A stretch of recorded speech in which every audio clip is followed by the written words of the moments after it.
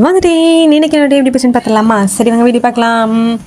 Morning கிளம்புறது இருக்கே கிளம்பிடலாம். ஆனால் இந்த ட்ரெஸ்ஸு செலக்ட் பண்ணுறோமே நிற்போம் அந்த கபோர்டு முன்னாடியே ரொம்ப நேரம் நிற்போம். ஆனால் என்ன ட்ரெஸ் போடுறதுனே தெரியாது. ஆனால் போட்ட ட்ரெஸ்ஸே தான் போடுவோம்.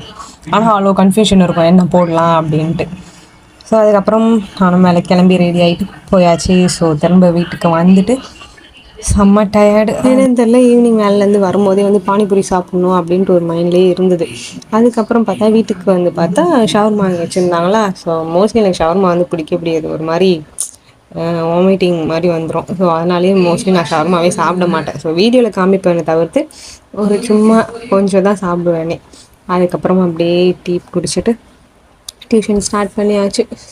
தென் முடிச்சுட்டு அப்படியே மார்க்கெட் போயிட்டு ஸோ காயெல்லாம் வாங்கிட்டு பார்த்தீங்கன்னா சடனாக மழை. ஏன்னா இடிச்சிட்டு தான் இருந்தது. அதுக்கப்புறம் இன்னைக்கு டே இப்படி தான் போச்சு. ஸோ நாளைக்கு பார்க்கலாம். பை.